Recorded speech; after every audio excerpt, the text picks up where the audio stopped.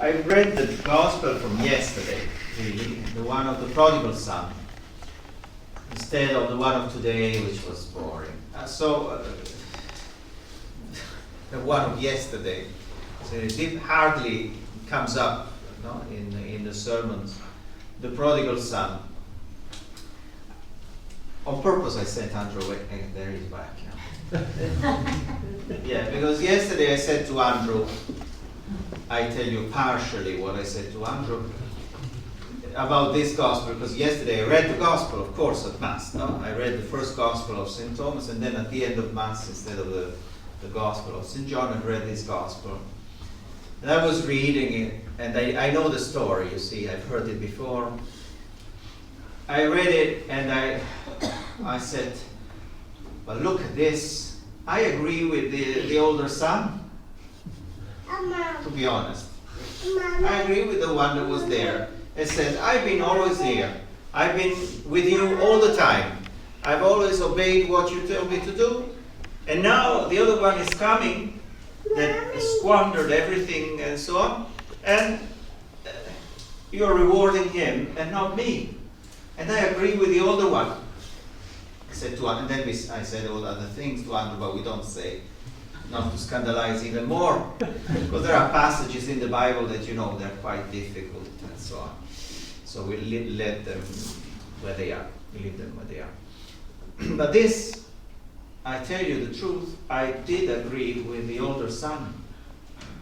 I said, well, you know, he has his point. He has his point. Then it took me the whole day thinking about it and getting upset for this or that during the day because that person didn't do exactly the way I wanted it to be done or something like that. It took me a day, and then I thought, but maybe because the reason why we have this story is that in fact we are more like the younger son than the older one. We do think we are like the older one. Now we do think that we do all the things that we should be doing, that we are all obedient to God, and we are, you know, giving our lives. And I mean, you can say that, no? After you build the whole chapel, you can say, well, they're back. You can say, I've done a lot for God. I'm really like the older son. And I would agree with you. I cannot lie. I could lie, it's just sure. But better not to lie here, now. So, I think that, in fact, we are all mostly like the younger son. We are those who go away, those who take what they can from the Father and run away to enjoy themselves.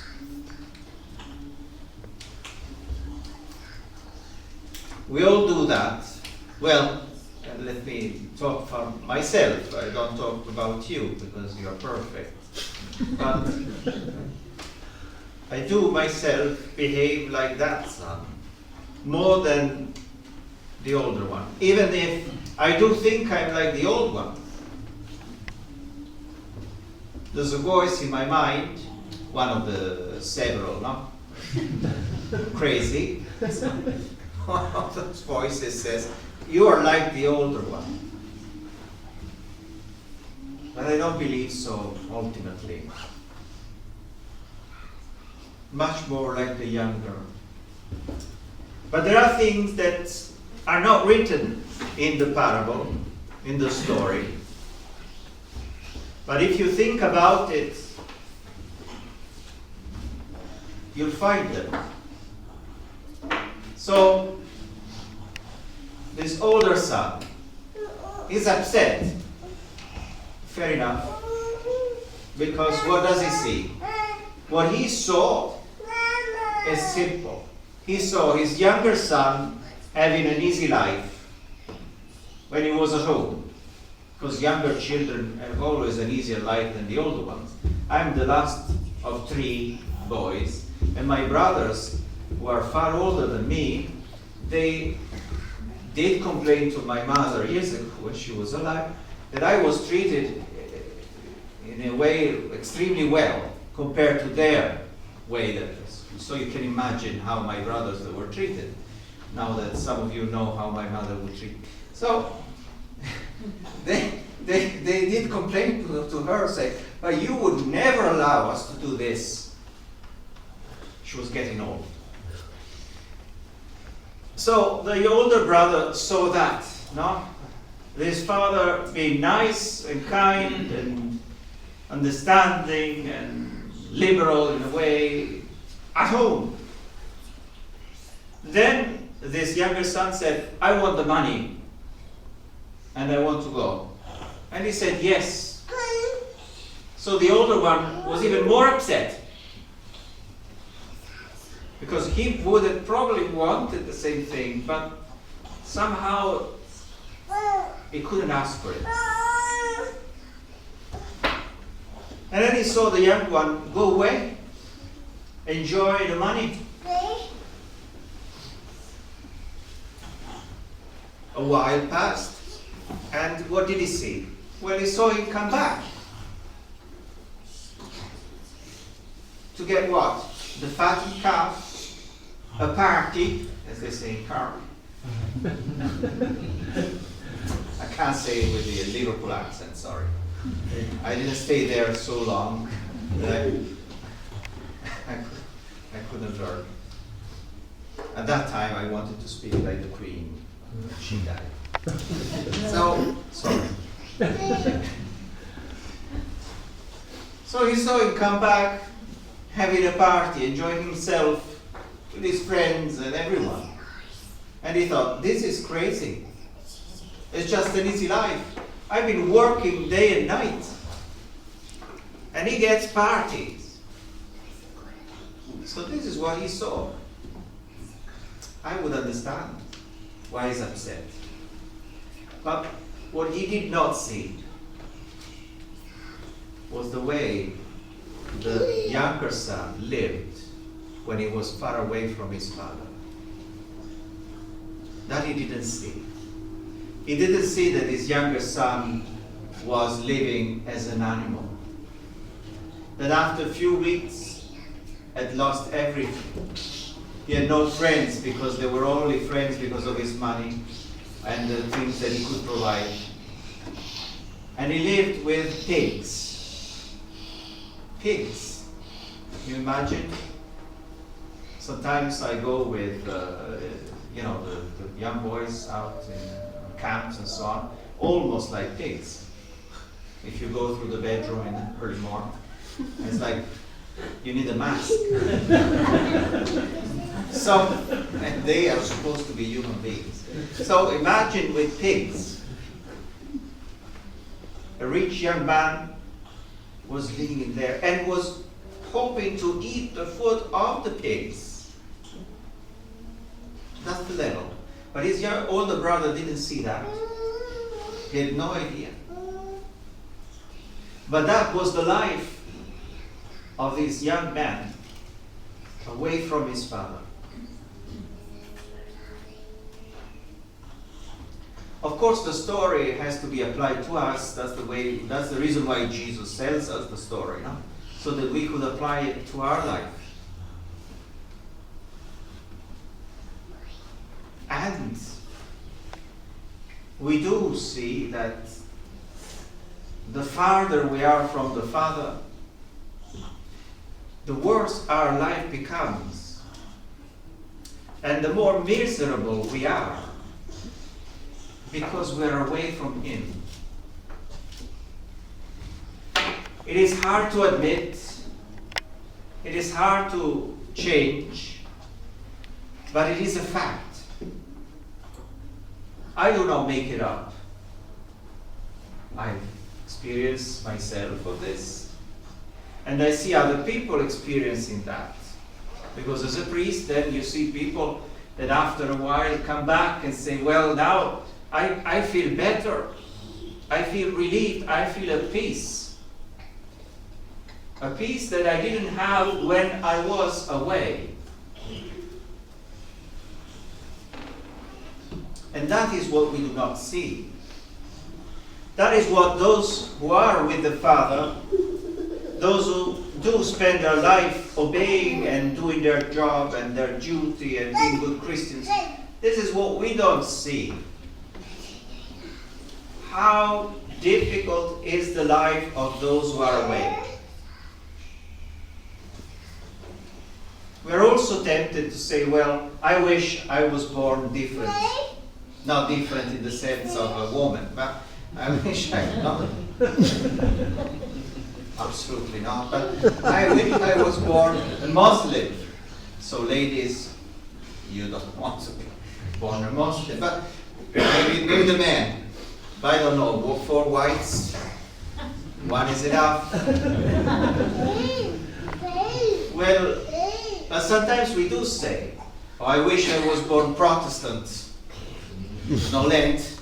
I don't think they have Lent, Protestants. They have advantages. Money. I don't know. But we do say that. But we do not realize that by wishing those things, those different lives, we in fact wish something that is even worse than we can think. To wish the life of the young son, the prodigal son, is to wish pain and suffering, despair, to live in darkness, to lower ourselves to the level of animals. That is the life of someone who's away from the Father. If only the older son knew that, thought about it, he would certainly have acted differently. And so that might be helpful for us when we look at people who live a different life and according to the world enjoy themselves. But in fact they are sad. They are miserable. They are hopeless. There's nothing but this world for them. And when they find out that they're made for something greater, they fall into despair. So that is something that is not written in the parable, and we should think about it. In whatever side we are, if we are the older brother, if we are the younger brother, if you are the older one, we look at them with pity really, and compassion, saying, you don't know what you are missing.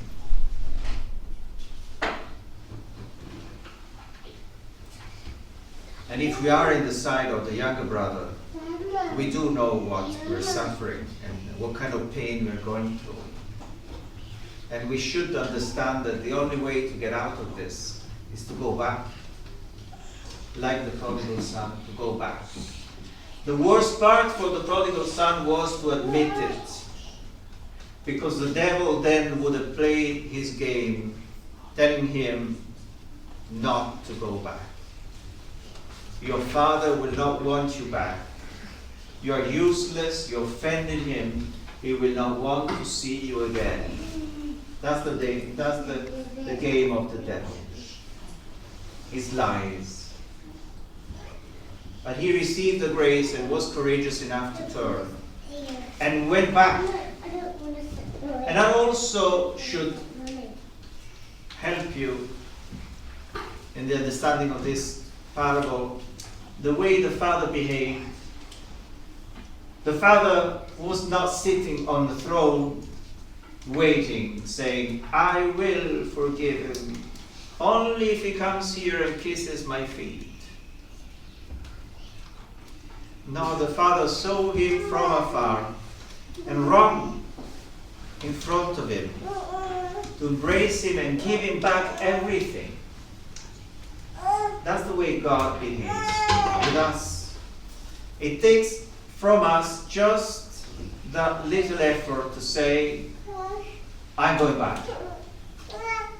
When we do that, God does all the rest. That's it. He does all the rest. The struggle is not finished, of course, because once we are back in the house, we're tempted to go away again. And we might go away again. But God calls us back. The Father is always there waiting. So our life here on earth is in and out of the house until we really understand the value of what is in that house. How precious it is for us to be there. I don't know. I cannot relate, in fact, to those who have been away from the faith, because by the grace of God, more or less, I had it always.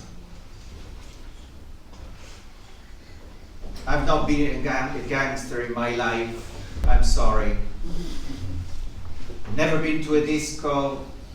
Never been out, really. So I cannot relate with these things. Never been drunk. Or if I have, I've forgotten. So, because my mother was terrible. Now, my mother wanted to push me out, but I refused all the time. I said, no, I enjoy staying at home. So in that sense, I cannot relate. But I do understand when people talk to me about it. And I see God's grace on these people. That they see that what they've left behind, that kind of life away from the house of the Father, has no value now. What they thought was so valuable and important is not real value anymore. Because they've seen and found something which is much more precious. So this is our life, in and out, in and out. Like these children there, in and out, in and out. What matters is that at the end they're in. Like all of us. What matters is that we come back in. And then God rewards us. But the effort is required from us too. Not as much as you would expect and you're told by the devil. But the effort is there, has to be. Because we offended the Father. And we need to make penance for it. So today I wanted to talk to you about this gospel, which happened yesterday, to be in the Missal. I think it's important, especially for Lent, to remind ourselves that maybe, even though we think we're like the older son, we are more often like the young one. And we are also often outside of the house of the Father. But what we need to know is that we just need to turn back away towards Him, look at Him, and now He's here in front of you. God is there in that little box. Is there. The only thing we have to do to look at Him and say, take me back. And He will reward you. He will give you peace and tranquility. Because there is the real treasure. This is why the world hates us, the faith. Because the world knows that God is here. And there's nothing more precious than this. In a religion where there is no God, they don't hate them. The world doesn't hate those religions. The devil doesn't hate them. He loves them because they're doing his job. But in a world, in a religion when God is really present, there you see the hatred of the demons. My friend, fight. Don't take it easy. And if you're ever out of the house, away from the Father, pray, pray, and pray more. Beg Our Lady. She's there too. She's the one that can call you back and give you the strength and crush the head of the devil with his lies and bring you all back to him. As I said, what matters is that at the end you are in with the Father, having a party, because this is what we all want. In the name of the Father, and of the Son, and of the Holy Ghost. Amen.